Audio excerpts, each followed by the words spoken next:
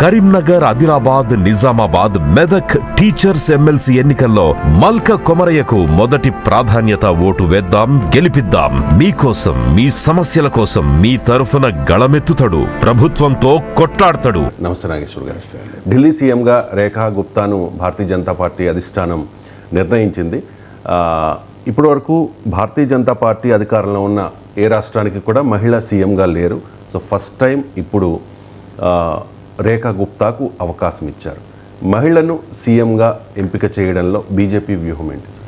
అంటే మహిళని చేయడంలో వ్యూహము, పురుషుని చేయడంలో వ్యూహం కన్నా కూడా ముఖ్యంగా రేఖా గుప్తను చేయడంలో ఏంటి, ఏ ఫ్యాక్టర్స్ ఆమెకు దోహదం చేశాయి. అందులో ఒక one of the factor women factor అయి ఉంటుంది. కానీ ఉమెన్ ఫ్యాక్టర్ వల్లనే ఆమె సీఎం అయ్యారనుకుంటే పొరపాటు. ఎందుకంటే మీకు ఒకటి మీరు అన్నట్లు డెఫినెట్గా ఉమెన్ ఫ్యాక్టర్ ఒక ఫ్యాక్టర్. ఎందుకంటే అక్కడ హిస్టరీ ఉంది. ఆమ్ ఆద్మీ పార్టీ తరఫున అతీషి లాస్ట్ వరకు సీఎంగా ఉన్నారు. తర్వాత కాంగ్రెస్ తరఫున 3 టర్మ్స్ షీలా దీక్షిత్ సీఎంగా ఉన్నారు.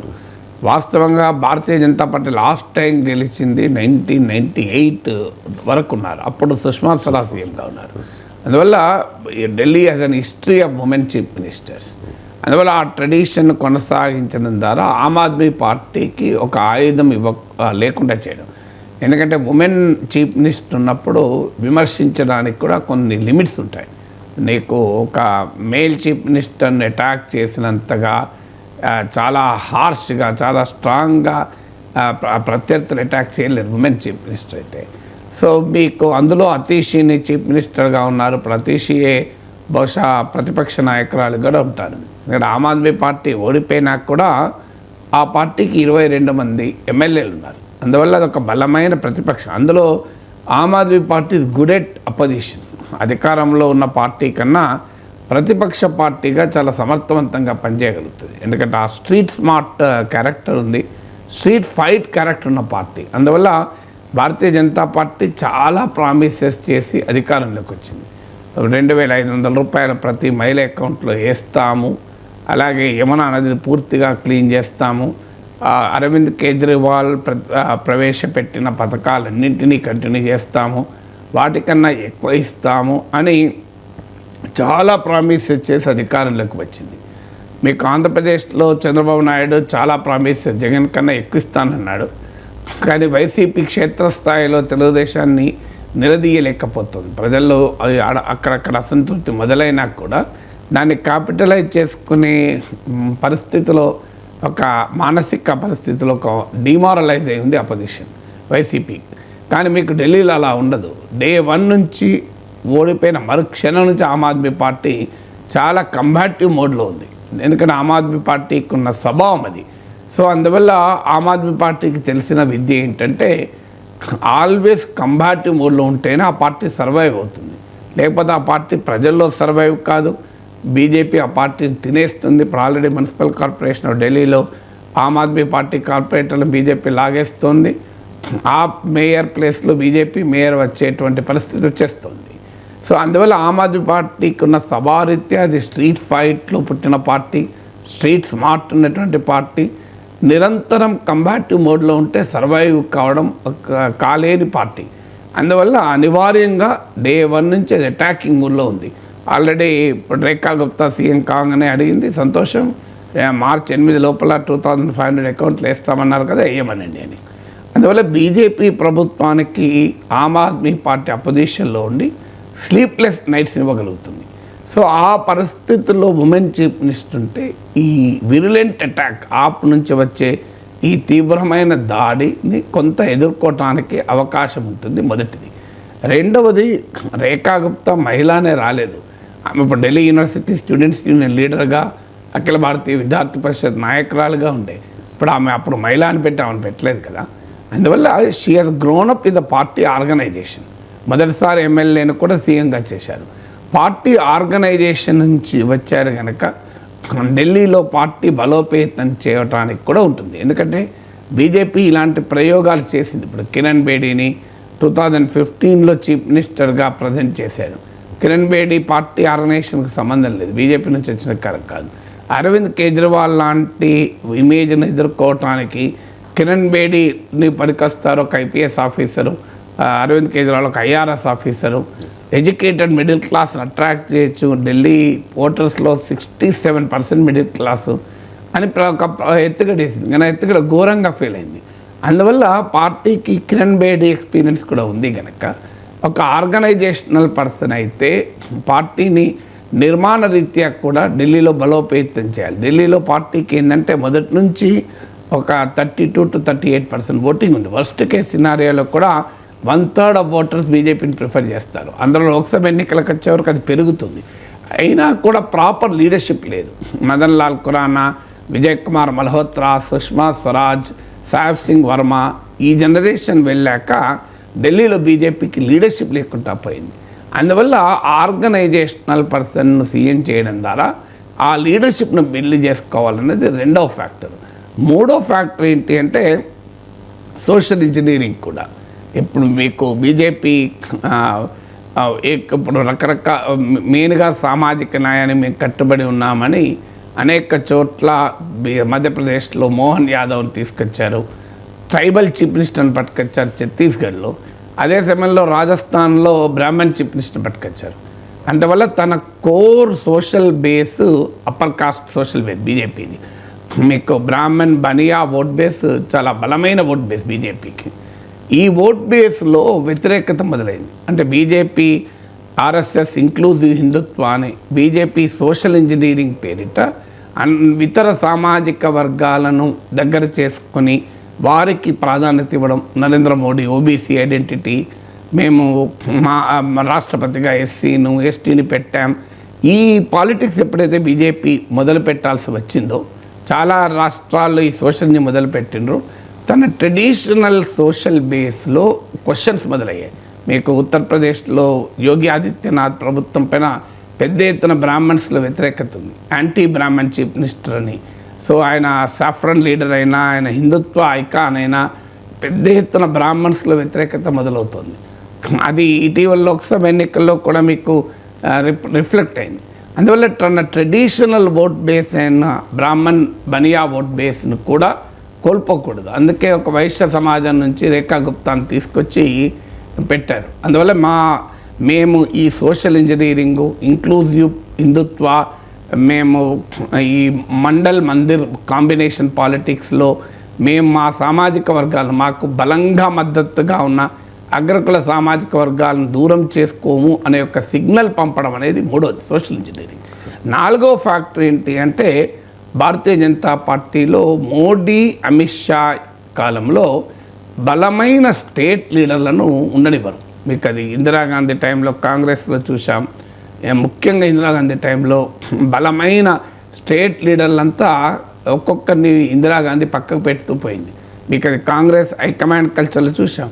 ఇప్పుడు ఆంధ్రప్రదేశ్లో కాసు బ్రహ్మానందరెడ్డి లాంటి నేతల్ని అలాగే మీకు ఈ కర్ణాటకలో దేవరాజ్ అర్స్ లాంటి లీడర్లు, ఇలా చాలా చోట్ల బలమైన ఇన్ఫ్లుయెన్షియల్ స్టేట్ లీడర్స్ను వీకెండ్ చేస్తారు. ఎందుకంటే హైకమాండ్ భయం ఏంటంటే బలమైన నాయకులు కనుక రాష్ట్రాల్లో ఎదిగితే వారు తమ నాయకత్వాన్ని సవాల్ చేస్తారని. ఈ ట్రెండ్ మీకు కాంగ్రెస్లో కనిపించింది, ఇప్పుడు బీజేపీలో కనిపిస్తుంది. అందుకే ఎక్కడా బలమైన స్టేట్ లీడర్లు ఉండనివ్వరు. మీకు ఉదాహరణకు మధ్యప్రదేశ్లో శివరాజ్ సింగ్ చౌహాన్ పేరిటే ఎన్నికలు గెలిచారు. బీజేపీ గెలిచిందే కూడా శివరాజ్ చౌహాన్ ప్రభుత్వ పథకాలను చూపెట్టి ఎన్నికలు గెలిచారు. ఇంట్రెస్టింగ్ ఏంటంటే ఆ శివరాజ్ చౌహాన్ని టైం కాస్త పక్కకు పెట్టి ఆయనను కేంద్ర క్యాబినెట్లోకి తీసుకున్నారు. మోడీకి జూనియర్ అయిపోయాడు. మోడీకి పోటీదారు ఆయన మధ్యప్రదేశ్ చీఫ్ మినిస్టర్గా, ఓబీసీ నాయకుడిగా, అనేక పర్యాయాల్లో సీఎంగా గెలిచిన నాయకుడిగా. మోడీ ఎలాగైతే గుజరాత్లో అనేక పర్యాలు సీఎంగా గెలిచాడు. ఓబీసీ పార్టీ, ఆర్ఎస్ఎస్ నేపథ్యము, ఈ మూడు కూడా శివరాజ్ సింగ్ చౌహాన్ అనుకున్నాయి. అందువల్ల శివరాజ్ సింగ్ చౌహాన్ భోపాల్లో ఉంటే మోడీకి పోటీ. అందువల్ల భోపాల్లో ఆయనను రిప్లేస్ చేసి ఆయనను మోడీకి తన క్యాబినెట్లో పెట్టుకున్నాడు. అంటే తన కాంపిటీటర్ను కాస్త తనకు జూనియర్గా మార్చేశాడు. అందువల్ల ఇలా ఇప్పుడు ఉత్తరప్రదేశ్లో యోగి ఆదిత్యనాథ్ను కూడా మార్చాలని పెద్ద ప్రయత్నం జరిగింది. కానీ ఆ ప్రయత్నం యోగి ఆదిత్యనాథ్కున్న సపోర్ట్ బేస్ వల్ల ఏమీ చేయలేకపోయారు. ఇటీవల లోక్సభ ఎన్నికల వైఫల్యం తర్వాత కూడా మళ్ళీ పెద్ద ప్రయత్నం జరిగేది. కానీ ఆ తర్వాత జరిగిన బై ఎలక్షన్లో యోగి ఆదిత్యనాథ్ తిరిగి గెలిచారు. సో అందువల్ల బలమైన స్టేట్ లీడర్లను మోడీ, అమిత్ షాలు అంగీకరించారు. అందుకే మీరు గమనించండి, రాజస్థాన్, మధ్యప్రదేశ్, ఛత్తీస్గఢ్లో వసుంధరా సింధియా, శివరాజ్ సింగ్ చౌహాన్, రమణ్ సింగ్, కర్ణాటకలో యడియూరప్ప, ఇలాంటి నాయకులందరినీ పక్కకు పెట్టారు. మీకు ఎక్కడ స్ట్రాంగ్ లీడర్లు ఉండరు చూడండి. తెలంగాణలో కూడా బండి సంజయ్ స్ట్రాంగ్ అవుతుంటే ఆయన పక్క పెట్టేశారు. మళ్ళీ అనివార్యమైతే తప్పుడు ఆయన పట్టుకొస్తారా చూడాలి. ఎందుకంటే మళ్ళీ పార్టీకి వెళ్ళడానికి ఆయన అవసరం అనుకుంటే పట్టుకొస్తారేమో. కానీ సాధ్యమైనంతగా రీజనల్ లీడర్షిప్ స్ట్రాంగ్ కానియరు. అందువల్ల ఎన్నికల్లో ఎక్కడ గెలిచినా మోడీ పేరు చెప్పుకొని గెలవాల్సిందే తప్ప స్ట్రాంగ్ లీడర్షిప్ స్టేట్లో అనివార్యమైతే, ఇప్పుడు ఉత్తరప్రదేశ్లో అనివార్యమైంది, మోడీ, యోగి అనాల్సి వస్తుంది. అనివార్యమైతే తెలంగాణలో కూడా బండి సంజయ్ తేవచ్చు. కానీ స్ట్రాంగ్ రీజనల్ లీడర్షిప్ను ఎంకరేజ్ చేయదు మోడీ షా నాయకత్వం. ఇప్పుడు ఢిల్లీలో కూడా స్ట్రాంగ్ రీజనల్ లీడర్షిప్ రాకూడదు. అందుకే పర్వేష్ వర్మ లాంటి బలమైన జాట్ లీడర్ల పేర్లు వినపడ్డాయి. అలాగే విజేందర్ గుప్తా అని అసెంబ్లీలో ప్రతిపక్ష నేత ఆయన, సో ఆయన పేరు వినబడ్డాయి. వీళ్ళందరినీ పక్కకు పెట్టి ఫస్ట్ టైం ఎమ్మెల్యే, కౌన్సిలర్గా పనిచేసిన అనుభవం, ఫస్ట్ టైం ఎమ్మెల్యేని రాజస్థాన్లో సీఎం చేశారు, మధ్యప్రదేశ్లో చేశారు, ఛత్తీస్గఢ్లో. ఈ 3 రాష్ట్రాల్లో నాకు గుర్తున్నంత వరకు మెజారిటీ రాష్ట్రాల్లో, బహుశా అన్ని రాష్ట్రాల్లో కూడా అయితే కావచ్చు, వెరిఫై చేయాలి, ఫస్ట్ టైం చీఫ్ మినిస్టర్లను కూడా మీకు ముఖ్యమంత్రులను చేశారు. సో ఇప్పుడు ఢిల్లీలో కూడా ఫస్ట్ టైం ఎమ్మెల్యేని చీఫ్ మినిస్టర్ చేస్తున్నారు. సో అందువల్ల దానివల్ల ఏమవుతుంది అంటే state leadership, all India leadership question చేయలేరు.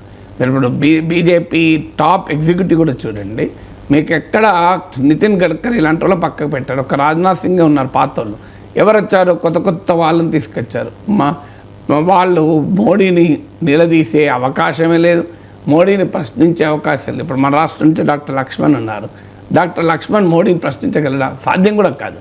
సో ఇలా ఎక్కడికక్కడ పార్టీ ఆర్గనైజేషన్లోనూ, రాష్ట్రాల ముఖ్యమంత్రుల స్థాయిలోనూ బలమైన లీడర్షిప్ లేకుండా జాగ్రత్త పడుతున్నారు. అంటే మోడీ సెంట్రిక్ పార్టీగా, మోడీ ఇమేజ్తోనే నడిచే పార్టీగా ఉండాలి అనేటువంటి ఎత్తుగడలో భాగంగా ఢిల్లీలో స్ట్రాంగ్ మ్యాన్ కాకుండా ఒక సర్ప్రైజ్ ఎలిమెంట్ని తీసుకొచ్చారు. ఈ మొదటి నుంచి చర్చ నడుస్తుంది, సర్ప్రైజ్ పట్టుకొస్తారని.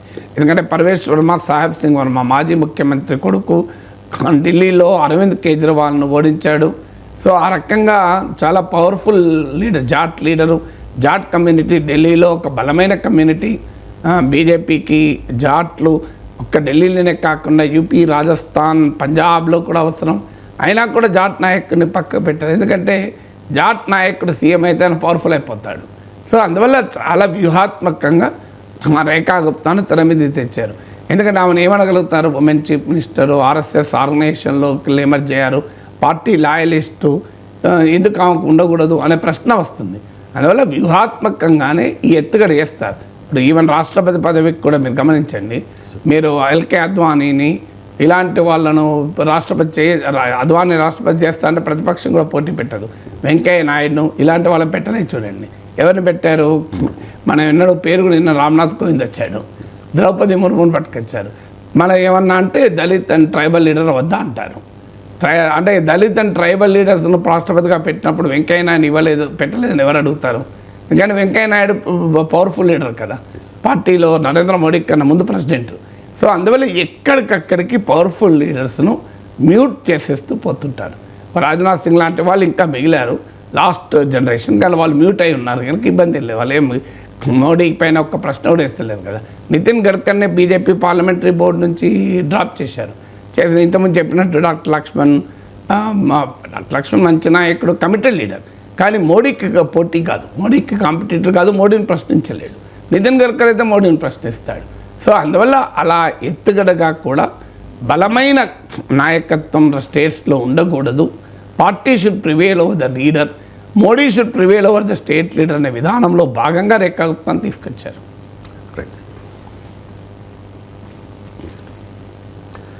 తెలంగాణ భవన్కి చాలా నెలల గ్యాప్ తర్వాత బీఆర్ఎస్ అధినేత కేసీఆర్ వచ్చారు సార్. ఆ సందర్భంగా జరిగిన విస్తృత స్థాయి సమావేశంలో చాలా కామెంట్స్ చేశారు. రేవంత్ రెడ్డి పాలన మీద కామెంట్స్ చేశారు. కాంగ్రెస్ గ్రాఫ్ పాతాళంలోకి పడిపోయింది, కేసీఆర్ మళ్ళీ సీఎం కావాలని చెప్పి ప్రజలు కోరుకుంటూ ఉన్నారు అంటూ కమెంట్ చేశారు. వచ్చేది 100% బీఆర్ఎస్ మాత్రమే నెక్స్ట్ ఎలక్షన్స్లో అనే ధీమా కూడా వ్యక్తం చేస్తూ మరో కామెంట్ చేశారు సార్. చంద్రబాబు ఎన్డీఏ పేరిట తెలంగాణలో అడుగు పెట్టాలి అని అనుకుంటూ ఉన్నారు. తెలంగాణ మళ్ళీ వలసవాద కుట్రలకు బలి కావద్దు. అదే జరిగితే రాష్ట్రం కోలుకోకుండా ఆగమయ్యే ప్రమాదం ఉంది. తెలంగాణకు రాజకీయ అస్తిత్వం, రక్షణ కవచం బీఆర్ఎస్ పార్టీనే అంటూ ఉన్నారు కేసీఆర్. అంటే చంద్రబాబు మళ్ళీ ఇక్కడ రియాక్టివ్ అవుతారు అనే భయం కేసీఆర్లో కనిపిస్తోందా సార్? అంటే చంద్రబాబు మళ్ళీ వస్తారు భయం కాదు, రాజకీయ నాయకులు భయంతో అన్నారు, వ్యూహంతో అంటారు. భయం వేరు, వ్యూహం వేరు. చంద్రబాబు నాయుడు ఇప్పుడు వచ్చి ఏదో చేస్తారని భయపడేంత పరిస్థితిలో కేసీఆర్ ఏమో అధికారంలో ఉన్నాడు భయపడటానికి. కేసీఆర్ పవర్లో ఉంటే ఏదైనా భయం ఉండొచ్చేమో. కేసీఆర్ అపోజిషన్లో ఉన్నాడు, అపోజిషన్ ఉన్నప్పుడు భయం ఏముంటుంది? అంటే నెక్స్ట్ విజయ అవకాశాలు ఉంటాయి కదా టీడీపీ. ఏదన్నా దానికి భయం కాదు. నెక్స్ట్ ఇప్పుడు ఎలక్షన్లు ఏమన్నా రేపు పొద్దున్న ఉన్నాయా? ఎలక్షన్ 4-5 ఉన్నాయి. కాంగ్రెస్ పట్ల అసంతృప్తి ఉండి కాంగ్రెస్ ఓడిపోవాలి, మళ్ళీ బీజేపీని ఓడిపోవాలి, అప్పుడు కదా బీఆర్ఎస్కి అవకాశం. భయం కన్నా ఎక్కువ వ్యూహం. వ్యూహం ఏంటి అంటే ఇది కొత్త కాదు కదా. 2000 మీకు 2018లో కూడా కాంగ్రెస్ పార్టీ మహాగఠబంధన్ అని పేరిట టీడీపీతో పొత్తు పెట్టుకుని ఎన్నికల్లో పోటీ చేసి ఎన్నికల ప్రచారంలో చంద్రబాబు నాయుడు అడుగుపెట్టిన మరుక్షణమే చంద్రబాబు నాయుడును టార్గెట్ చేస్తూ చంద్రబాబు నాయుడు భుజాలపైన తుపాకీ పెట్టి కాంగ్రెస్ను ఫైర్ చేశాడు కేసీఆర్. సో అందువల్ల చంద్రబాబు నాయుడు పేరు చెప్పి బూచి చెవు పెట్టి తెలంగాణ సమాజంలో తెలంగాణ సెంటిమెంట్ను రగిలించడం అనేది కేసీఆర్ రాజకీయ వ్యూహం. అందులో భాగంగానే చంద్రబాబు వస్తున్నాడు అనొక ప్రచారం. చంద్రబాబు పేరు చెప్పడం ద్వారా అటు రేవంత్ రెడ్డిని టార్గెట్ చేయొచ్చు, ఇటు బీజేపీని టార్గెట్ చేయొచ్చు అన్నది కేసీఆర్ లక్ష్యం. రేవంత్ రెడ్డి చంద్రబాబు నాయుడు వ్యక్తిగతంగా సన్నిహిత్యము, రేవంత్ రెడ్డి పట్ల తెలుగుదేశం శ్రేణులు ఈవెన్ చంద్రబాబు నాయుడు కూడా చాలా పాజిటివ్గా రెస్పాండ్ అయిన మాట నిజం. రేవంత్ రెడ్డి కూడా చంద్రబాబు నాయుడు పట్ల తన గౌరవాన్ని ఎక్కడా దాచుకోలేదు. రేవంత్ రెడ్డి తెలుగుదేశం నుంచి కాంగ్రెస్లోకి వచ్చినా టీడీపీ పైన ఏదో కోపంతో రాలే, టీడీపీని తిట్టి టీడీపీని విమర్శించి రాలే. తెలంగాణలో మారిన రాజకీయాల నేపథ్యంలో తెలుగుదేశం ఇర్రెలవెంట్ అయిన నేపథ్యంలో కాంగ్రెస్లోకి వచ్చారు. కాంగ్రెస్లోకి వచ్చిన సహజంగా ఒక పార్టీ నుంచి మరో పార్టీకి మారితే తమ పాత పార్టీని పాత నాయకత్వాన్ని తిట్టకుండా వస్తుంటారు రాజకీయ నాయకులు. మళ్ళీ వెళ్ళినప్పుడు పొగుడుతూ ఉంటారు. అలాంటి పని రేవంత్ రెడ్డి చేయలేదు. రేవంత్ రెడ్డి కన్సిస్టెంట్గా నేను చంద్రబాబు నాయుడు దగ్గర పనిచేసిన మాట నిజం, కానీ చంద్రబాబు నాయుడు శిష్యుని కాదు సహచరుని అని చాలాసార్లు చెప్పాడు. సో అందువల్ల Revanth Reddy never hidden and never hesitated also never hesitated to remind the people of Telangana about his proximity with Chandrababu Naidu. Chandrababu నాయుడుతో ఆయనకున్న సామీప్యత కానీ ఆయన అభిమానానికి కానీ ఎన్నడూ దాచుకోలేదు. అందువల్ల రేవంత్ రెడ్డిని టార్గెట్ చేయడం కోసం కూడా చంద్రబాబు నాయుడిని టార్గెట్ చేయడం ఒక లక్ష్యం. రెండవ లక్ష్యం ఏంటి అంటే బీజేపీ టీడీపీ కలిసి ఉంది కనుక బీజేపీ ద్వారా చంద్రబాబు నాయుడు రాష్ట్రంలో ప్రవేశిస్తాడు. నడపా తెలుగుదేశం నాయకుల స్టేట్మెంట్లు వస్తాయి, తెలంగాణలో మళ్ళీ పూర్వవైభవం, తెలంగాణలో కూడా మేము అధికారంలోకి వస్తాం, ఇలాంటి స్టేట్మెంట్లు కూడా కేసీఆర్ కాయిదాలు అవుతున్నాయి. అక్కడ వచ్చింది లేదు, చేసింది లేదు. కానీ మధ్యలో ఒకసారి వచ్చి ఎన్టీఆర్ ట్రస్ట్ భవన్లో మీటింగ్ అవుతారు తెలంగాణ నాయకులతో, స్టేట్మెంట్ ఇచ్చేస్తారు. ఆ స్టేట్మెంటు రాజకీయ సర్కిల్లో గిర్ర తిరుగుతూ ఉంటుంది. తెలంగాణ మళ్ళీ తెలుగుదేశం వస్తుందట అని. ఎందుకంటే తెలంగాణ ఉద్యమానికి భూమికి ఏంటి? తెలంగాణ ఉద్యమానికి భూమిక తెలంగాణ వెనుకబాటుతనం ఒక ఫ్యాక్టరీ. ఆ మాటకొస్తే వెనుకబాటుతనం రాయలసీమలో ఉంది, వెనుకబాటుతనం ఉత్తరాంధ్రలో ఉంది, తెలంగాణకున్నా కూడా వెనుకబడిన ప్రాంతాలు ఉన్నాయి. ఆంధ్రప్రదేశ్లో ప్రకాశం జిల్లా ఉంది, మీరు కృష్ణా జిల్లాలో కూడా మీకు గుడివాడ వైపు అభివృద్ధి అయి ఉంటే ఇటువైపు నందిగామ జగ్గైపేట వైపు మళ్ళీ అప్పర్ ల్యాండే. మీకు ఈవెన్ నెల్లూరు జిల్లాలో కూడా బుచ్చిరెడ్డిపాలెం దాటితే ఆత్మకూరు అటువైపుగా మైదుకూరు వస్తుంది. సో ఆత్మకూరు దాకా ఏముంది, చాలా అండర్డెవలప్డ్ ఏరియా నెల్లూరు జిల్లాలో కూడా.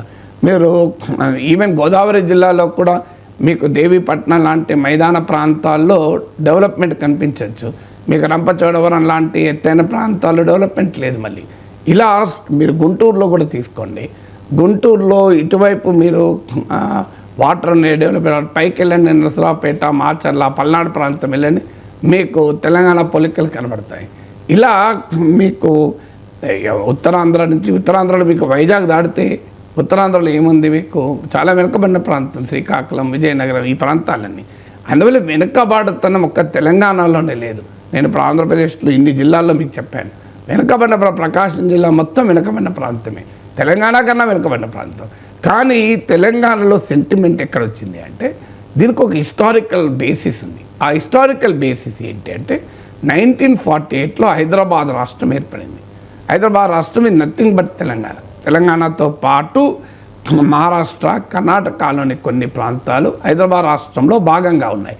నిజాం పాలిత ప్రాంతం.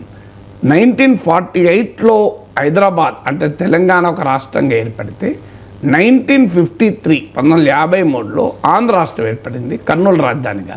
తమిళనాడు మద్రాసు రాష్ట్రం నుంచి విడిపోయి ఆంధ్ర రాష్ట్రం ఏర్పడింది. అంటే తెలంగాణ రాష్ట్రం ఏర్పడ్డ 5 ఏళ్ళకి ఆంధ్ర రాష్ట్రం ఏర్పడ్డాయి. 1956లో ఆంధ్రప్రదేశ్ ఏర్పడింది. అంటే ఆంధ్రప్రదేశ్ ఏర్పాటుకు 8 ఏళ్ళ ముందు, 8 ఇయర్స్ ముందు తెలంగాణ రాష్ట్రం ఏర్పడింది. 8 years Telangana state was in existence. దాని పేరు హైదరాబాద్ స్టేట్ అని పిలవచ్చు, but Telangana state was in existence. అది చాలామందికి చరిత్ర తెలియదు. తెలంగాణ వెనుకబాటుతనం ఒకటే కాదు, ఆంధ్రప్రదేశ్ రాష్ట్ర ఏర్పాటుకు 8 ఏళ్ళుగా ముందు 8 ఏళ్ళు తెలంగాణ రాష్ట్రం ఉంది. ఆంధ్ర రాష్ట్ర ఏర్పాటుకు 5 ఏళ్ళు తెలంగాణ రాష్ట్రం ఉంది. ఉన్నాక రాష్ట్రాన్ని ఆంధ్ర రాష్ట్రంతో కలిపారు. కలిసినప్పుడే చాలా ఆందోళనలు, అనుమానాలు వ్యక్తమయ్యాయి, పెద్ద ఉద్యమాలు నడిచాయి. ఆంధ్ర డెవలప్డ్ రీజను బ్రిటిష్ పాలనలో ఉండడం వల్ల, క్యాపిటలిస్ట్ రిలేషన్ సెంటర్ కావడం వల్ల, తెలంగాణ ఫ్యూడల్ ప్రాంతంగా పాలనలో ఉండడం వల్ల వెనకబడింది. అందువల్ల అన్ని రంగాల్లో కూడా ఆంధ్ర ఆధిపత్యం ఉంటుంది. ఆంధ్రాలో ఎక్కువ సీట్లు ఉంటాయి. ఆంధ్ర ప్రాంతానికి పొలిటికల్ లీడర్షిప్ కూడా మాకు నష్టం జరుగుతుందని ఈ అనుమానాలన్నీ వ్యక్తమైనప్పుడు జెంటిల్మెన్ అగ్రిమెంట్ అని పెద్ద మనసులో ఒప్పందం కుదిరింది.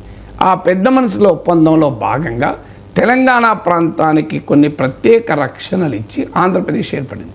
ఉదాహరణకు తెలంగాణలో భూములు తెలంగాణేతరులు కొనాలి అంటే తెలంగాణ ప్రజాప్రతినిధులతో కూడిన రీజనల్ కమిటీ అనుమతి కావాలి. అంటే తెలంగాణ ల్యాండ్స్ తెలంగాణేతరులకు ఏలియనేట్ కావద్దు. ఇప్పుడు మీకు గిరిజన ప్రాంతాల్లో ఉంటాయి 170 యాక్ట్ లాగా. సో ఆ కండిషన్ ఉంది. అలాగే చీఫ్ మినిస్టర్ ఆంధ్ర ప్రాంతానికైతే డిప్యూటీ చీఫ్ మినిస్టర్ తెలంగాణకి ఇవ్వాలి అని, ఆ తెలంగాణ చీఫ్ మినిస్టర్ అయితే ఆంధ్ర ప్రాంతానికి డిప్యూటీ చీఫ్ మినిస్టర్ ఇవ్వాలి. ఇలాంటి అంశాలు రాసుకుంటూ ఒక అగ్రిమెంట్ కుదిరింది. ఈ అగ్రిమెంట్ డే 1 నుంచి అమలు కాలేదు. నీలం సంజీవ రెడ్డి చీఫ్ మినిస్టర్ కావడంతోనే డిప్యూటీ చీఫ్ మినిస్టర్ అంటే 6th ఫింగర్ అన్నాడు, దానికి ఏముంది అన్నాడు. సో అందువల్ల పొలిటికల్గా కూడా ఆంధ్ర నాయకత్వం డామినేట్ చేసింది. మీకు 1956 నుంచి 2014 వరకు 58 ఏళ్ళు ఉంది కదా ఆంధ్రప్రదేశ్. మీరు తెలంగాణ ప్రాంత ముఖ్యమంత్రులు తీయండి పేర్లు, మీకు ఒక అంజయ్య, ఒక చెన్నారెడ్డి, ఇలా 2-3 కనబడతారు అంతే. మీకు 2014 కన్నా ముందు చూడండి, కిరణ్ కుమార్ రెడ్డి, రోషయ్య, రాజశేఖర్ రెడ్డి, చంద్రబాబు నాయుడు, నెదురుమల్లి జనార్దన్ రెడ్డి, కోట్ల విజయభాస్కర్ రెడ్డి, ప్రాంతంలో కాసు బ్రహ్మానందరెడ్డి, మీకు మొత్తం తెలంగాణ ఇతరులు కనబడతారు. ఒక్క చెన్నారెడ్డి కొంతకాలం ఉన్నాడు, అంజయ్య కొంతకాలం ఉన్నాడు నాకు గుర్తున్నంత వరకు. మొత్తం మీకు ఆంధ్ర రాయలసీమ ప్రాంత రాజకీయ నాయకత్వమే ముఖ్యమంత్రులుగా ఉన్నారు. ఇది తెలంగాణలో ఏ అనుమానాలతోనైతే ఉమ్మడి రాష్ట్రంలో కలిశారో పొలిటికల్ లీడర్షిప్ మా చేతిలో ఉండదు, మేము ఆంధ్ర పొలిటికల్ లీడర్షిప్ కింద పనిచేయాల్సి వస్తుంది. ప్రాంతీయ పార్టీ ఏర్పడ్డాక ఇది బలపడింది. ఎన్టీ రామారావు తెలుగుదేశం ఏర్పడ్డాక ఇంకా బలపడింది ట్రెండ్. మీకు వైఎస్ఆర్ కాంగ్రెస్ ఏర్పడ్డాక ఇంకా బలపడింది. ఎందుకంటే ఆ 2 పార్టీల్లో తెలంగాణ వాళ్ళ నాయకులు అయ్యే అవకాశమే లేదు కదా, టీడీపీలో కానీ వైసీపీలో కానీ. సో ఈ సిచ్యువేషన్లో వ్యతిరేకత మొదలైంది. అలాగే కల్చరల్ లాంగ్వేజ్ అండ్ కల్చర్లో డామినేషను. మీకు పాపులర్ కల్చర్లో నేను చాలాసార్లు చెప్పాను, సినిమాలో తెలంగాణ గ్రామాల పేర్లు ఉండవు, తెలంగాణ పట్టణాల పేర్లు ఉండవు, తెలంగాణ పండుగల పేర్లు ఉండవు, తెలంగాణ భాషను అవమానకరంగా చూపెట్టడము, తెలంగాణ భాషను విలన్లకు పెట్టడము, ఇవన్నీ కూడా ఒకదానితో ఒకటి ఆఖరికి సినిమా పాటలు కూడా తెలంగాణ కనబడదు. ఈ పరిస్థితి వచ్చాక తెలంగాణ ప్రజల స్వరాష్ట్రం కొరకు పోరాటం మొదలైంది. అంటే ఎందుకు ఈ బ్యాక్గ్రౌండ్ చెప్తున్నా అంటే, ఎందుకు చంద్రబాబు నాయుడు అనే పదాన్ని వాడి కేసీఆర్ లాభం పొందాలని చేస్తున్నాడు. చంద్రబాబు నాయుడు ఏం తెలంగాణకు ద్రోహం చేశాడని కాదు, తెలంగాణ వాస్తవంలో తెలంగాణ అభివృద్ధిలో చంద్రబాబు నాయుడు కీలక పాత్ర పోషించాడు. ఇలా హైదరాబాద్ నగరాన్ని ఒక ఆధునిక నగరంగా, ఒక ఇన్ఫర్మేషన్ టెక్నాలజీ హబ్గా తీర్చిదిద్దడంలో చంద్రబాబు నాయుడు పాత్ర మరవరాంది కదా. సో ఇవాళ సైబరాబాద్ ఈ ప్రాంత అభివృద్ధిలో చంద్రబాబు నాయుడు కీలక భూమిక. ఇలా భారతదేశ సాఫ్ట్వేర్ ఎగుమతుల్లో 16% తెలంగాణ కంట్రిబ్యూట్ చేస్తుంది. 15% అంటే the credit goes to Chandrababu Naidu foundation, అందులో అనుమానం లేదు.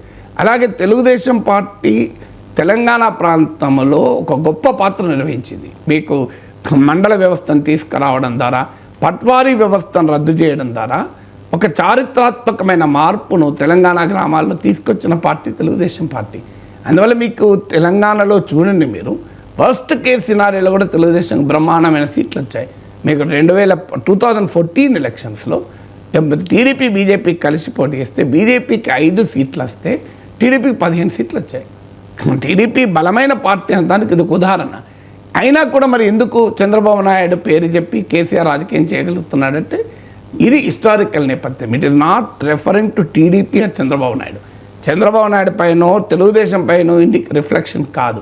తెలంగాణ సమాజము 5-6 దశాబ్దాలుగా అనుభవించిన ఆధిపత్యాన్పైన ప్రజల్లో ఉన్న వ్యతిరేకత. నేను ఉదాహరణ మీకు పొలిటికల్ లీడర్షిప్ చెప్పాను. మీకు తెలంగాణ ప్రాంత భూములు తెలంగాణ ఇతరులకు కొనాలంటే రీజనల్ కమిటీ అనుమతి కావాలి. ఎక్కడ జరిగింది అది? మీరు హైదరాబాద్ చుట్టూ భూముల సర్వే చేయండి, ఏ ప్రాంతం వాళ్ళ ఓనర్షిప్ ఉంటుందో వాళ్ళకి అర్థమవుతుంది. హైదరాబాద్లో వ్యాపారాలు చూడండి, ఏ ప్రాంతం ఉందో తెలుస్తుంది మనకు. అందువల్ల ఆ జెంటిల్మెన్ అగ్రిమెంట్లో తెలంగాణ రక్షణకు ఇచ్చిన ఏది అమలు కాలే. ఆఖరికి ఉద్యోగాల విషయంలో కూడా హైదరాబాద్ ఫ్రీ జోన్ అని చెప్పి చర్చ చూసాం మనం. సో ఇవన్నీ ఒకదానికొకటి క్యూములేట్ అయ్యి తెలంగాణ సెంటిమెంటు బలపడింది.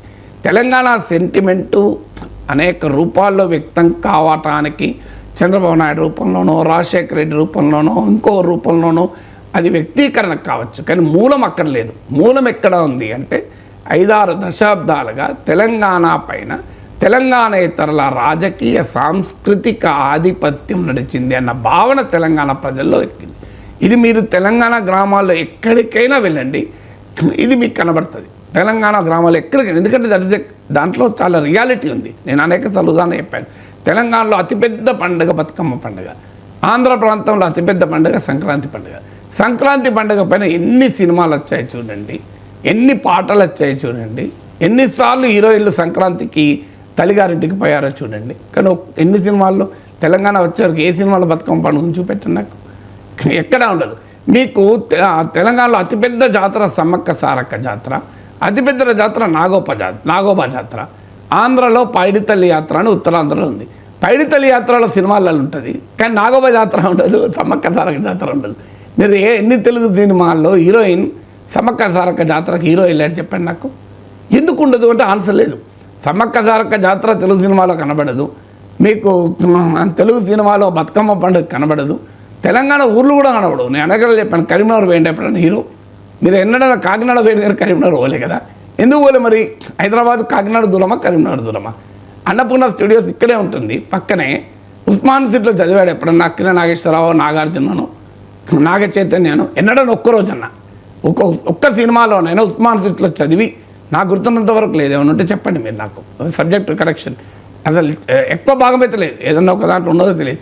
అక్కినే నాగేశ్వరరావు ఉస్మాన్ సిటీలో చదవచ్చు కదా, ఎందుకు చదవకూడదు? ఉస్మాన్ సిటీలో చదివితే మా తెలంగాణ ప్రజలకు ఆనందం వేస్తారు కదా, మా యూనివర్సిటీలో చేయండి అక్కినేని అని. సినిమాల్లోనే కదా, నిజంగా కాదు కదా. అంటే ఇది ఈ కల్చరల్, లింగ్విస్టిక్, పొలిటికల్ లీడర్షిప్ మా చేతిలో లేదు అన్న భావన తెలంగాణలో స్వరాష్ట్రానికి కారణమైంది. డెవలప్మెంటు, ఇంబ్యాలెన్సెస్, అసమానతలకు కారణం కాదు. ఇప్పుడు తెలంగాణ వచ్చాక కూడా అసమానతలు ఉన్నాయి. హైదరాబాద్తో వికారాబాద్ పోల్చండి, ఎంత అండర్ డెవలప్ ఉందో. వికారాబాద్ తలసరాద ఏమో మీకు ఉమ్మడి రాష్ట్రంలో ఉన్న నాటి పరిస్థితులు 10 ఏళ్ల కింద పరిస్థితి ఉంది. కానీ ప్రధానమైన కారణం ఈ ఫ్యాక్టర్. ఈ ఫ్యాక్టర్ వల్ల ఆంధ్ర ప్రాంత నాయకులకు తెలంగాణలో ఎంత అభిమానం ఉన్నా అది ఎలక్టోరల్గా వచ్చే వరకు నిలబడదు. మీకు పవన్ కళ్యాణ్పై కానీ, చిరంజీవిపై కానీ, జగన్మోహన్ రెడ్డి, రాజశేఖర రెడ్డిపై కానీ, చంద్రబాబు నాయుడుపై కానీ తెలంగాణలో చాలా అభిమానం ఉంది, అనుమానమే లేదు మీకు. అయినా కూడా మెగాస్టార్ చిరంజీవి ప్రజారాజ్యం పెడితే తెలంగాణలో సీట్లు రాలే. వచ్చిన సీట్లలో అత్యధిక భాగం ఆంధ్ర ప్రాంతంలో వచ్చాయి. మీకు రాజశేఖర రెడ్డికి 2009లో తెలంగాణ ప్రాంతం 50 సీట్లు ఇచ్చింది కాంగ్రెస్ పార్టీకి, 10 సీట్లే బీఆర్ఎస్కి వచ్చాయి. కానీ 2014 వచ్చే వరకు మళ్ళీ ఎందుకు మారింది అంటే వ్యక్తులుగా రాజశేఖర రెడ్డిపై కానీ, చంద్రబాబు నాయుడుపై చిరంజీవిపై, పవన్ కళ్యాణ్పై తెలంగాణలో బ్రహ్మాండమైన అభిమానం ఉంది. తెలంగాణ ప్రాంత అభివృద్ధిలో, తెలంగాణలో సామాజిక మార్పులో తెలుగుదేశం పార్టీ కీలక భూమిక నిర్వహించింది. తెలంగాణలో రాజశేఖర రెడ్డి సంక్షేమ పథకాలు, ముఖ్యంగా ఉచిత విద్యుత్ లాంటివి ఒక చారిత్రాత్మకమైన మార్పు కారణమయ్యాయి. అయినా కూడా ఆ నాయకత్వాన్ని తెలంగాణలో అంగీకరించారు. ఎందుకు అంగీకరించారంటే అది వ్యక్తులపై కోపం కాదు, అది పార్టీలపైన కోపం అంతకంటే కాదు. అది హిస్టారికల్ ఇంజస్టిస్కి మేము గురయ్యాము, హిస్టారికల్ ఆధిపత్యానికి గురయ్యాము అనే భావన తెలంగాణ సమాజంలో బలంగా ఉంది. దాన్ని కేసీఆర్ రగిలించదలుచుకున్నాడు. అందుకే చంద్రబాబు నాయుడు పేరు చెప్తున్నాడు. చంద్రబాబు నాయుడు బూచి చూపెట్టి తెలంగాణ సెంటిమెంట్ను రగిలించాలి అన్నది కేసీఆర్ వ్యూహం. ఎందుకంటే ఆయన తెలంగాణ రాష్ట్ర సమితి పెట్టి ఫక్త్ రాజకీయ పార్టీగా మార్చి ఉద్యమ స్వభావాన్ని వదిలేసి తర్వాత భారత రాష్ట్ర సమితి పెట్టి తెలంగాణ సెంటిమెంట్నే పక్కకు పెట్టి రాజకీయం చేసి దాని ఘోరమైన ఫలితాలు అనుభవించాడు. సో ఆ అనుభవించాడు కనుకనే ఇప్పుడు మళ్ళీ పోయిన చోటే వెతుక్కోవాలి అని మళ్ళీ తెలంగాణ సెంటిమెంట్కు మేమే దిమ్మదారులము అనేటువంటి వాదన ముందుకు తెస్తున్నాడు. అందులో భాగంగా చంద్రబాబు నాయుడు పట్టుకొస్తాం. లేదు చంద్రబాబు నాయుడుకి ఏం సంబంధం, తెలంగాణ రాజకీయాల్లో చంద్రబాబు నాయుడు ఏం చేస్తున్నాడు కనుక, ఏం చేయగలడు కనుక, సో ఆయనకు ఆంధ్రప్రదేశ్లో పార్టీని నిలబెట్టుకొని పార్టీని మరోసారి అధికారంలోకి తప్పించుకోవడం ముఖ్యం తప్ప చంద్రబాబు నాయుడు ఏం సీఎం గాడు, లోకేష్ సీఎం గాడు, ఆయనకి ఏం ఇంట్రెస్ట్ ఉంటుంది తెలంగాణ పైన. తెలంగాణలో తెలుగుదేశం పార్టీ ఉన్నమాట నిజం, కానీ దాని కొరకు చంద్రబాబు నాయుడు లోకేష్ ఇక్కడ తపన పడేది లేదు, ఇక్కడ చేయగలిగేది కూడా లేదు. అయినా కేసీఆర్ చంద్రబాబు నాయుడిని చూపెడతాడు. ఎందుకంటే అది రాజకీయంగా తనకు అవసరం కనుక, ఇక తనకు మిగిలిన ఏకైక ఆయుధం అదే కనుక దాన్ని ప్రయోగించడం ద్వారా అటు కాంగ్రెస్ని, ఇటు బీజేపీని, ముఖ్యంగా రేవంత్ రెడ్డిని, బీజేపీని ఎదుర్కోవాలన్నది రాజకీయ వ్యూహం. ఇక ప్రపంచంలోనే అతిపెద్ద ఆధ్యాత్మిక కార్యక్రమం మహాకుంభ మేళ. సో అక్కడక్కడ చెదురుమదురు ప్రమాదాలు జరుగుతూ ఉన్నాయి సార్. రీసెంట్గా జరిగిన ఈ తొక్కిసలాట ఘటన మీద ఎన్డీఏ వ్యతిరేక పక్షాలన్నీ కొన్ని ఆరోపణలు చేస్తూ ఉన్నాయి. ఖర్గే ఒక కమెంట్ చేశారు కదా సార్ గతంలో, గంగలో ప్రయాగ్రాజ్లో మునిగితే పేదరికం పోతుందా అని చెప్పేసి. మమతా బెనర్జీ కూడా మరో కామెంట్ చేశారు, అది మహాకుంభ్ కాదు మృత్యుకుంభ్ అని చెప్పేసి. ఈ వ్యాఖ్యల మీద మీ కామెంట్. అంటే ఇప్పుడు మహాకుంభను అప్రతిష్ట పాలు చేయాల్సిన అవసరం లేదు. మీరు మహాకుంభ నిర్వహణలో లోపాలని మీరు పొలిటికల్గా ఎక్స్పోజ్ చేయదలుచుకుంటే ఎక్స్పోజ్ చేయొచ్చు. ఎందుకంటే అంత భారీ యాక్టివిటీ జరిగినప్పుడు అనివార్యంగా లోపాలు ఉంటాయి, అవి ఉండకూడదు. కానీ మీకు మహాకుంభలో తొక్కిసలాట జరిగింది, ఢిల్లీ రైల్వే స్టేషన్లో తొక్కిసలాట జరిగింది. ఈ కాంట్రవర్సీకి మరీ ముఖ్యంగా ఏంటంటే ఇటీవల ఆ సంగమం, త్రివేణి సంగమంలో వాటర్ పైన ఫీకల్ బ్యాక్టీరియా, చాలా ప్రమాదకరమైన బ్యాక్టీరియా ఇది. ఈ ఫీకల్ బ్యాక్టీరియా పర్మిసిబుల్ లిమిట్ దాటి ఉంది అనేది వచ్చింది. ఎందుకంటే 50-60 కోట్ల మంది వచ్చారని చెప్తున్నారు. అన్ని కోట్ల మంది వచ్చినప్పుడు శానిటేషన్ ప్రాక్టికల్గా సాధ్యం కాదు. ఇప్పుడు మన ఇంట్లో 20 మంది ఫంక్షన్ అయిందనుకోండి, వస్తే ఇంట్లో 4 బాత్రూమ్లు 3 బాత్రూమ్లు ఉన్నా ఎట్లా తయారైతే మనకు తెలియదా? మనం భరించలేకుండా తయారవుతాయి 20 మంది ఇంట్లో ఉంటేనే.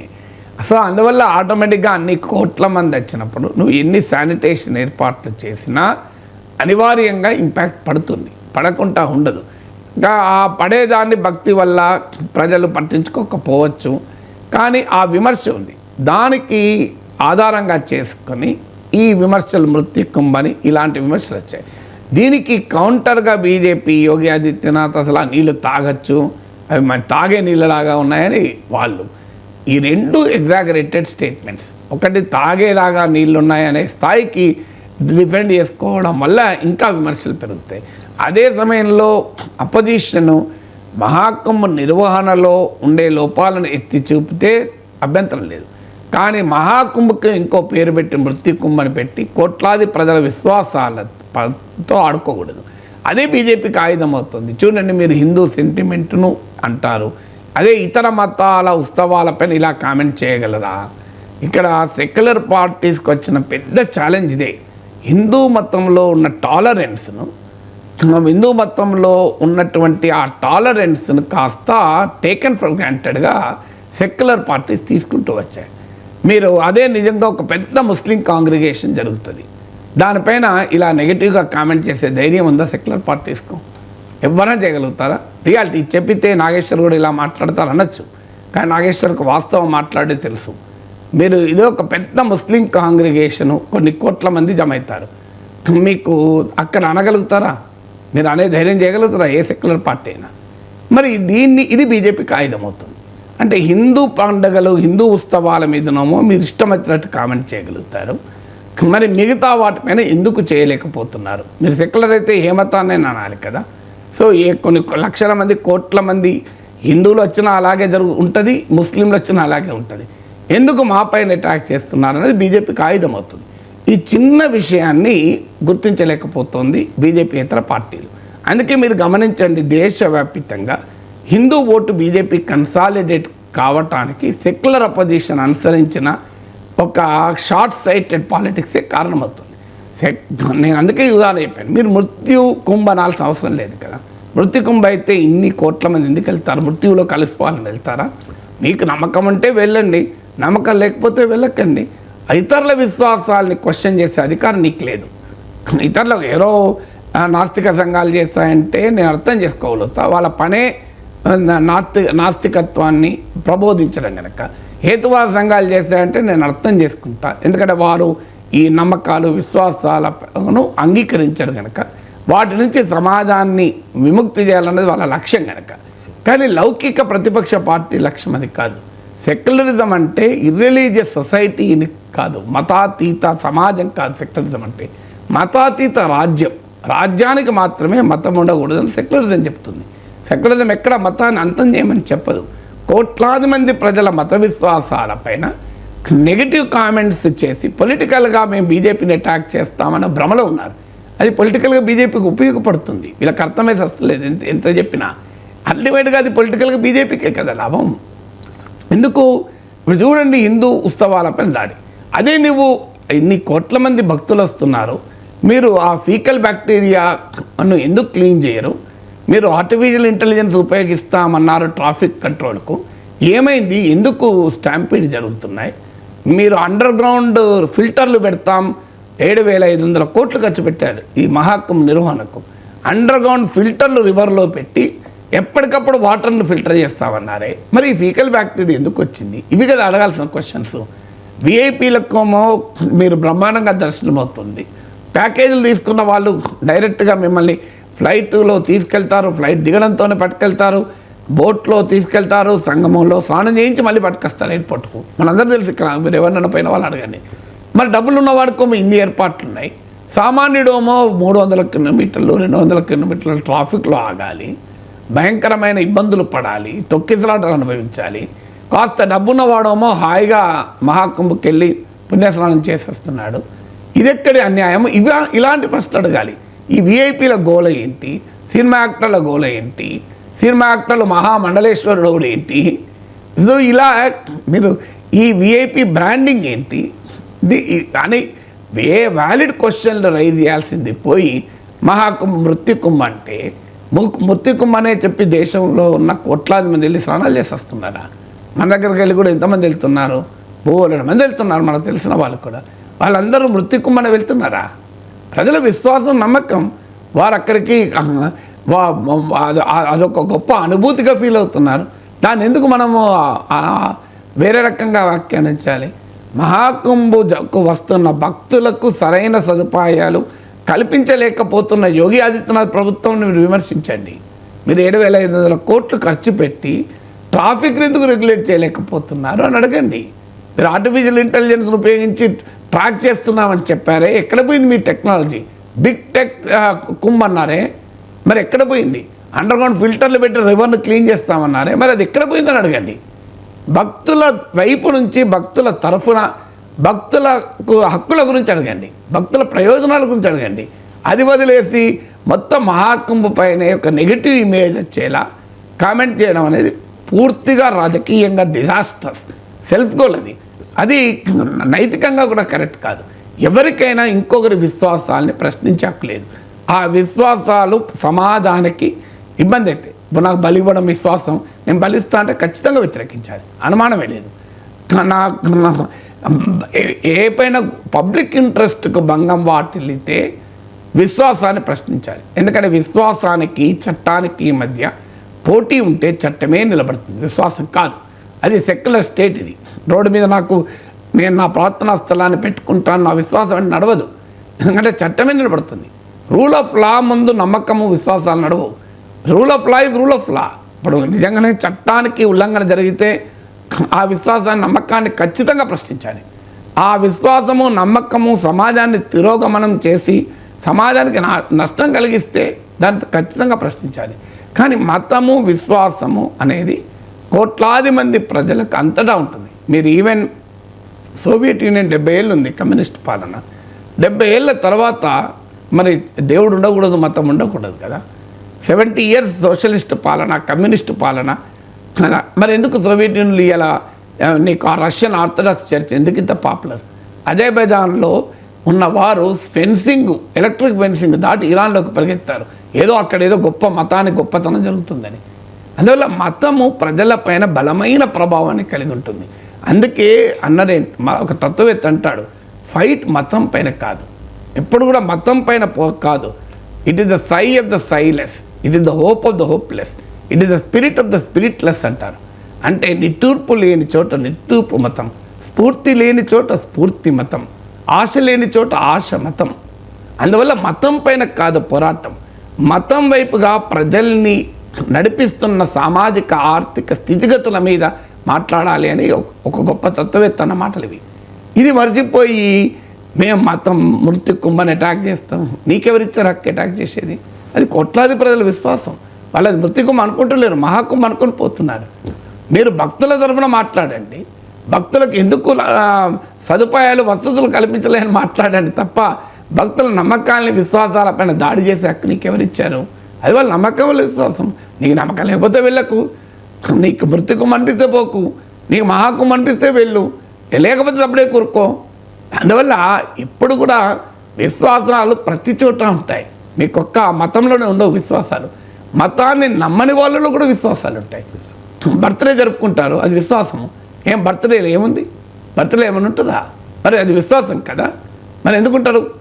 అసలు దేవుణ్ణి నమ్మని మతాన్ని నమ్మని కమ్యూనిస్ట్ నాయకుడు చనిపోతే ఓ బాక్స్లో పట్టుకొచ్చి దానిపైన పుష్పగుచ్చాలు ఉంచి రెడ్ సల్యూట్లు కొడుతుంటారు, దానిపైన ఎర్ర జెండా కప్పుతారు. ఎందుకు ఎర్ర జెండా కప్పితే ఏమొస్తుంది? ఆ మనిషి లోపలికి వెళ్ళొస్తాడా బయటికి? అది విశ్వాసం కాదా? నమ్మకం కాదా? మనం విగ్రహాలు పెట్టుకుంటాం పెద్ద ప్రముఖుల్ని, అదొక విశ్వాసం. వాళ్ళ మనిషి ఉన్నాడా? నమ్మకం. నేను అదంతా ఎందుకు? నీ ఫోటో ఉంటుంది, నీ ఫోటో పైన నువ్వు కాలు పెట్టగలవా? నీ ఫోటో పైన అయినా పెట్టగలుగుతావు కావచ్చు, కానీ నీవు బాగా ప్రేమించే నీ అమ్మ ఫోటో పైన, నాన్న ఫోటో పైన కాలు పెట్టగలవా? ఇంపాసిబుల్. ఏ నమ్మకం లేనివాడు కూడా పెట్టలేడు. ఎందుకు? అదొక నమ్మకం.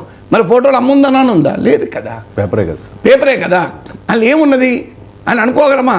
అనుకోలేం కదా. అదొక నమ్మకం, అదొక విశ్వాసం. సో అది అలాగే ఉంచుకుంటాం. మధ్య మా మనోరాలు వచ్చింది, అది వచ్చి ఒక 1-2 వీక్స్ ఉన్నది. దాని కొరకు చిన్న సైకిల్ కొన్నాం, చిన్న చైర్ కొన్నాం. ఇవాళ మా ఇంటికి రండి, ఆ చిన్న సైకిల్ చిన్న చైరు హాల్లో ఉంటుంది. అదేమన్నా అది వస్తుందా, కూర్చుంటుందా? అది రోజు నడుస్తుంటే అడ్డం వస్తుంది. అయినా కూడా అది నా మనవరాలు వచ్చి కూర్చొని పోయింది, నా మనవరాలు వచ్చి ఆడుకొని పోయింది అన్న ఆ భావన మధురమైన భావన కదా. దాన్ని చూసుకుంటూ ఉంటాం మేము ఇప్పటికీ కూడా. ఆ ఇంట్లో ఆ సైకిల్ హాల్లోనే ఉంటుంది. దాని చిన్న సైకిల్ చిన్న చైరు ఎగ్జిబిషన్లో మా మేడం పట్టుకొచ్చి చైర్ను. సో ఆ సైకిల్ చైరు అది ఎంతసేపు బహుశా ఒక 15 నిమిషాలు ఆడుకోవచ్చు అంతే. కానీ అది అక్కడే ఉంటుంది ఇప్పటికి కూడా. మళ్ళీ అది ఏడాదికి వస్తుందేమో, కానీ ఆ ఏడాదికి వచ్చేదాకా కూడా అలాగే ఉంటుంది. ఎందుకుంటుంది? అది చూస్తున్నంత కాలం ఒక ఆనందం, ఒక భావన, ఓ మధుర స్మృతి. అందువల్ల ఈ సెంటిమెంట్ అనేది విశ్వాసం అందరికీ ఉంటుంది. ఈ నమ్మకాలు, విశ్వాసం. అందుకే చెప్పాను మీకు, ప్రతి మనిషిలోనూ విశ్వాసం. అది మతమే కాకపోవచ్చు, అది నమ్మకమే. మతమే అన్నప్పుడే మనం అటాక్ చేయాల్సిన అవసరం లేదు. మత విశ్వాసం సమాజానికి హాని కలిగించేటప్పుడు దానిపైన నువ్వు వ్యతిరేకించాలి. మత నమ్మకాల వల్ల సమాజానికి నష్టం జరుగుతున్నప్పుడు వ్యతిరేకించాలి. ప్రతిదాన్ని ఎందుకు వ్యతిరేకించాలి? సో నిజమే, అన్ని కోట్ల మంది రావడం వల్ల ఏదైనా పెద్ద ఎపిడమిక్ వచ్చే పరిస్థితి ఉంది. మీరు అప్పీల్ చేయండి, ఇది మంచిది కాదు అని. అలాంటిది రైజ్ చేయండి కావాలంటే. కానీ ఇది మృత్యు కుంభ అయిపోయింది, అందులో స్నానం చేయకూడదు. స్నానం చేసేవారు నమ్మకం, నీకెందుకు, నీకు ఇష్టం లేకపోతే నమ్మకం, స్నానం చేయకండి. ఈ దేశంలో ఓ చెట్టుకు పుట్టకు కూడా దండం పెడతాం, నమ్మకం, విశ్వాసం. మరి జెండాకు సల్యూట్ కొడతాం. ఇప్పుడు జాతీయ పతాకం ఎగరేస్తున్నట్టుకోండి, మనలో ఒక్కసారిగా ఉప్పొంగుతా చూడండి. మీరు వినండి, మీరు ఏదో మాట్లాడుకుంటూ వెళ్తున్నారు, సడన్గా జనగణమన వినబడ్డది మీకు, మీరు దాన్ని ఇగ్నోర్ చేసి వెళ్ళగలుగుతారా? ఇంపాసిబుల్. కాస్తంత దేశభక్తి ఉన్నవాడు కూడా చేయలేడు. సడన్గా జనగణమన వినబడితే ఆగిపోతాం మనం. చూడండి ఎందుకు ఆగుతాం? ఎక్కడో ఒక చోట ఆ ప్యాట్రియాటిక్ ఫెర్వర్ ఉంటుంది. జనగణమన జనాయక జయ అని వినబడితే ఒక స్ఫూర్తి మనలో వస్తుంది. మీరు చూడండి, వెళ్తున్నప్పుడు ఎక్కడైనా మనం పొద్దున్నే చేస్తే స్కూల్లో పక్కన స్కూళ్ళు ఉంటే పిల్లలు జనగణమన పాడుతుంటారు. నీలో తెలియని భావ తరంగాలు వస్తాయి, ఒక వేవ్స్ లాగా వస్తాయి. ఎందుకు వస్తాయి? నీకు ఉదయాన్నే ఘంటసాల భగవద్గీత తినండి. ఈ దేశంలో కోట్లాది మంది హిందువులకు భగవద్గీత ఇంటే ఎక్కడ లేని ఒక రకమైన మానసిక సంతృప్తి ఉంటుంది. ఎందుకంటే ఎవరి నమ్మకం వాళ్ళు, ఎవరి విశ్వాసం వారు. దాన్ని మనం ఎందుకు ప్రశ్నించాలి అంట. మీకు భక్తుల సదుపాయం రాజకీయంగా యోగి ఆదిత్యనాథ్ ప్రశ్నించండి. బీజేపీ మహాకుంభను ఒక పొలిటికల్ పర్పస్కి వాడుకుంటోంది, పొలిటికల్ ప్రాజెక్టుగా వాడుకుంటోంది, కాదని అన్నాను. కానీ దాన్ని ఎదుర్కొనే క్రమంలో ఏం చేస్తున్నారు? బీజేపీకి ఆయుధాలు ఇస్తున్నారు, ఇలాంటి వ్యాఖ్యలు చేసి. బీజేపీకి మాత్రమే కాదు సార్, పవన్ కళ్యాణ్ కూడా ఒక ఆయుధం ఇచ్చినట్టు అయిపోయింది. మమతా వ్యాఖ్యల మీద పవన్ కళ్యాణ్ కూడా హిందువుల మనోభావాలు దెబ్బతీస్తారా అంటూ ఆయన ఫైర్ అయ్యారు సార్. కానీ ఆయన మమతా బెనర్జీ ఆయనకి పోటీగా జగన్ కనుక అంటే పవన్ కళ్యాణ్కి ఎక్కువ ఆయుధం అయ్యి. జగన్ అసలు అంటారు కదా సార్. Right sir. ఇక పేదవారు క్రీడలకు దూరంగా ఉంటే మంచిది వ్యాఖ్యలు చేసింది Dronacharya awardee badminton coach Gopichand. I advise parents not to put their children in sports. We are not in a position to offer sports as a career unless the children are from rich backgrounds or have a family business. It is not advisable for children to take up sport. మీరు దాన్ని వక్రీకరించారు, తెలుసో తెలియక. పేదలు క్రీడలకు దూరం ఉండమని అనలేదు. మనము రాంగ్ ట్రాన్స్లేషన్ చేయకూడదు. పేదలు క్రీడలకు దూరంగా ఉండండి అని అంటే మీనింగ్ ఏమొస్తుందంటే పేదలకు హక్కు లేదని మీనింగ్ వస్తుంది. అనలేదు ఆయన అన్నదాని మీనింగ్ ఏంటంటే మీరు సంపన్నులైతే తప్ప, మీకు సొంత వ్యాపారాలు ఉంటే తప్ప స్పోర్ట్స్ను క్యారియర్గా చేసుకోకండి అన్నాడు. స్పోర్ట్స్కు దూరంగా ఉండమని కాదు అక్కడ, క్యారియర్. ఎందుకంటే లాంగ్వేజ్ను మనం సరిగా అప్పుడు మ్యాన్ ప్రెగ్నెంట్, నేను ఇద్దరు కూడా చెప్పాను ఉదాహరణలో, man pregnant women went to hospital అంటే ఏమని వస్తుంది? ఒక మనిషి, ఒక పురుషుడు, గర్భిణీ స్త్రీ ఆసుపత్రికి వెళ్ళారని మీనింగ్ వస్తుంది. మీరు ఈ కామాను తీసి ప్రెగ్నెంట్ తర్వాత పెట్టండి. Man pregnant women went to hospital ఏం మీనింగ్ వస్తుంది? పురుషుడు గర్భం దాల్చాడు, స్త్రీ ఆసుపత్రికి వెళ్ళింది అని వస్తుంది. సేమ్ ఒక్క కామానం పెట్టడం కదా, చదివేటప్పుడు అయితే కామానం కదా. Man pregnant women went to hospital meaning వేరే. మనిషి, ఒక పురుషుడు, గర్భిణీ స్త్రీ ఆసుపత్రికి వెళ్ళారు. Man pregnant women went to hospital. ఆ గ్యాప్ ఇవ్వడాన్ని మ్యాన్ తర్వాత ఇస్తే ఒక మీనింగ్ వచ్చింది, ప్రెగ్నెంట్ తర్వాత వస్తే ఒక మీనింగ్ ఇచ్చింది. అందువల్ల మీరు పుల్లెల గోపీచంద్ అన్నది పేదలు క్రీడలకు దూరంగా ఉండండి అని అనలే. అది ఎందుకంటే రేపు మళ్ళీ పుల్లెల గోపీచంద్ ట్రోలింగ్ చేస్తారు, ఆయన పేదలకు వ్యతిరేకి, ఈయన సంపన్నుల పక్షాన ఉన్నాడన్న విమర్శలు వస్తాయి కనుక నేను క్లారిఫికేషన్ ఇస్తున్నా. ఆయన అన్నది ఏంటంటే if you are not rich, మీరే చదివారు కదా, if you are not rich or if you do not have a family businesses you don't take sports as a career అన్నాడు. క్రీడలు ఆడొద్దని అనలే, ఎవరైనా క్రీడలు ఆడుకోవచ్చు, కెరీర్ వేరు, ఆడడం వేరు. ఇప్పుడు మన ఇళ్ళల్లో కూడా మనం కూడా బ్యాడ్మింటన్ ఆడతాం, క్యారమ్స్ ఆడతాం, కానీ దట్ డజంట్ మీన్ మన కెరీర్ కాదు అది. అందువల్ల career is different from playing. ఇక్కడ పుల్లెల గోపీచంద్ ఆడద్దు అని ఎవరిని అనలే. ఆడడంలో పేదలు ఎవరు సంపన్నుల తేడా లేదు, కెరీర్గా మార్చుకోవడం వద్దు అన్నాడు. ఎందుకు వద్దన్నాడు? అదేదో పేదల మీద వ్యతిరేకత్వం అన్నది కాదు. అయినా అన్నది ఏంటి, ఈ దేశంలో 1%, ఈ దేశంలో కాదు ఎక్కడైనా 1% మాత్రమే స్పోర్ట్స్లో టాప్ పొజిషన్స్కి వెళ్తారు. టాప్ పొజిషన్స్కి వెళ్తే ఇబ్బంది ఏం లేదు. బ్రహ్మాండమైన బ్రాండింగు, ఆదాయాలు, ప్రభుత్వాలు డబ్బులు ఇస్తుంటాయి, కార్పొరేట్లు ఫండింగ్ చేస్తుంటాయి, వాళ్ళని అడ్వర్టైజ్ బ్రాండ్ ప్రమోషన్కు వస్తాయి, మామూలుగా ఉండదు. కానీ ఒకటి, అన్ని క్రీడలకు ఈ అవకాశం లేదు. ఇది మొదటి సమస్య. మీరు క్రికెట్లోనో బ్యాడ్మింటన్లోనో స్టార్ అయితే మీకు బ్రాండ్ ప్రమోషన్కు అవకాశాలు వస్తాయి. మీరు క్యారమ్స్లో స్టార్ అనుకో, మీకు బ్రాండ్ ప్రమోషన్కి అవకాశం వస్తుందా? మీరు కబడ్డీలో స్టార్ అనుకో, మీకు బ్రాండ్ ప్రమోషన్కి ఎవరైనా మిమ్మల్ని సంప్రదిస్తారా? ఇది మొదటి సమస్య. అన్ని క్రీడల్లో కూడా నీవు ఎంత టాప్ పొజిషన్కి వెళ్ళినా ఆ స్టార్డమ్ రాదు. క్రికెట్లో రావచ్చు, బ్యాడ్మింటన్ రావచ్చు, ఈ మధ్య కాలంలో చెస్లో రావచ్చు, కానీ అన్నిట్లో వస్తాయా? అన్నిట్లో రావు. కనుక నువ్వు కబడ్డీలో గోల్డ్ మెడల్ తీసుకురా ఒలింపిక్స్, నువ్వు టాప్ ఇంటర్నేషనల్ ఈవెంట్లో, కానీ నీకు ఆ గుర్తింపు వస్తుంది ఇక్కడెక్కడన్నా. ఆయన ఎయిర్పోర్ట్లో దిగితే 1,00,000 మంది పోతారా? 10,000 మంది పోతారా? మీరు ఒక స్విమ్మింగ్లో టాప్ రికార్డ్ సంపాదించరా? ఏమన్నా వెళ్తారా బయటికి? అందువల్ల ఇది మొదటి సమస్య. సమస్య ఏంటి? అన్ని క్రీడలకు మన దేశంలో సమానమైన గుర్తింపు లేదు. అందువల్ల మీరు అనేక క్రీడల్లో టాప్లోకి వెళ్ళినా పెద్దగా అవకాశాలు ఉండవు. రెండవ సమస్య ఏంటి అంటే మన దగ్గర ఒక రకమైన ట్రంకేటెడ్ స్ట్రక్చర్. మీరు రంజీ ట్రోఫీలో 300 కొట్టినా నేను ఎవరు పట్టించుకోడు. అదే టెస్ట్ మ్యాచ్లోనో వన్డే మ్యాచ్లోనో కొడితేనే నువ్వు స్టార్. రంజీ ట్రోఫీ అనేది ఒక తొలిమెట్టు. It's a basis, foundation, first class cricket. కానీ అన్ఫార్చునేట్లీ దానికి వాల్యూ లేదు. కానీ టెస్ట్ మ్యాచ్లో నువ్వు సక్సెస్ అయితేనే స్టార్. ఒక జిల్లా లెవెల్లో నువ్వు సక్సెస్ అయ్యావు స్పోర్ట్స్లో, నువ్వు స్టేట్ లెవెల్లో సక్సెస్ అయ్యావు, నీకేముంది అవకాశం? ఒక క్రీడలో రాణించాలి అంటే చదువు ఎఫెక్ట్ అవుతుంది టోటల్గా. అంటే క్రీడలు ఆడటానికి చదువు ఎఫెక్ట్ కాదు, ఇది రాంగ్ నోషన్. క్రీడల్లోనూ ఉంటే చదువులో కూడా ఉంటారు, రీసెర్చ్ కూడా చెప్తుంది. కానీ క్రీడల్ని క్యారియర్గా ఎంచుకున్నప్పుడు అనివార్యంగా నువ్వు ఇతర క్యారియర్ ఎఫెక్ట్ అవుతుంది. ఎందుకంటే క్యారియర్గా ఎంచుకోవడం వేరు, ఆడడం వేరు. ఆడడమేమో విశ్రాంతి సమయంలో ఆడతావు, క్యారియర్ అంటేమో విశ్రాంతి సమయంతో సంబంధం లేదు, ఫుల్ టైం పర్స్యూట్. అది ఫుల్ టైం స్పోర్ట్స్ పర్స్యూట్ చేసినప్పుడు ఏమవుతుందంటే ఇతర క్యారియర్స్ ఎఫెక్ట్ అవుతాయి. మరి స్పోర్ట్స్లో నువ్వు ఒలింపిక్ మెడలో ఏదన్నా వస్తే ఓకే, రాకపోతే నువ్వు స్టేట్ లెవెల్ ఛాంపియన్గా వస్తావు. మనం అప్పుడప్పుడు పత్రికల్లో చదువుతాం చూడు, జాతీయ క్రీడల్లో గోల్డ్ మెడల్ గెలుచుకున్న ఆ అమ్మాయి మక్క కంకులు అమ్ముకుంటున్నది అని మనం టీవీలో పేపర్లలో వస్తుంటాయి చూడండి.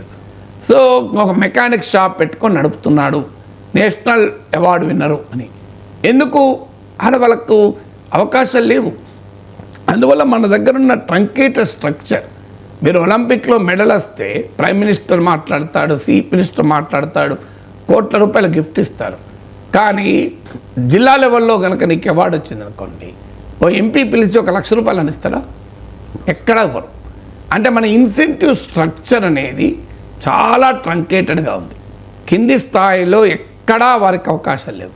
నువ్వు రాష్ట్ర స్థాయిలో టాప్ అవుతావు, ఆర్టీసీలు ఉద్యోగం ఇస్తారా? ఇవ్వరు. కానీ ఒలింపిక్ మెడల్ వస్తే మాత్రం రైల్వేలు ఉద్యోగం ఇస్తారు. అందువల్ల ఈ ఒలింపిక్ మెడల్ వస్తేనే నీ గుర్తింపు, లేకపోతే ఎవడు పట్టించుకోడు. నీ అలాంటి పరిస్థితి ఉంది కనుక స్పోర్ట్స్ను క్యారియర్గా మీకు ఏదో ఒక ఎకనామిక్ సపోర్ట్ ఉంటే తీసుకోండి, లేకపోతే ఇబ్బంది పడకండి అని ఆయన ఒక సదుద్దేశంతో ఇచ్చిన సలహా. దాన్ని మనం వక్రీకరించి ఆయన పేదలకు క్రీడలకు దూరం చేయాలనుకున్నాడు, క్రీడలు పేదలకు పనికిరావన్నాడు అనే కంక్లూజన్ రాకూడదు. పేదలు కెరీర్గా మాత్రం చేసుకోవద్దు. పేదలు కెరీర్ చేసుకోకూడదని కాదు, డబ్బు ఉంటేనే చేసుకోండి అని. దాన్ని చెప్పే పద్ధతిలో మనం చెప్పకపోతే అది ఆయన పేదల గురించి ప్రస్తావన చేయాలి. ఆయన మాటలు ఎక్కడ పేద అన్న పదమే లేదు. లేదు మనం ఎందుకు సృష్టించాలి? If you are rich or if you have a family business. ఎందుకన్నాడు? స్పోర్ట్స్ కెరీర్గా ఫెయిల్ అవుతుంది, you have something to fall back కదా. వాళ్ళకు వ్యాపారం ఉంటుంది, వ్యాపారం చేసుకుంటుంటాడు. సంథింగ్ టు ఫాల్ బ్యాక్ అనే ఉద్దేశంలో అన్నాడు తప్ప వాళ్ళకి యాక్సెస్ ఉండకూడదనే ఉద్దేశంలో లేదు. Thank you sir.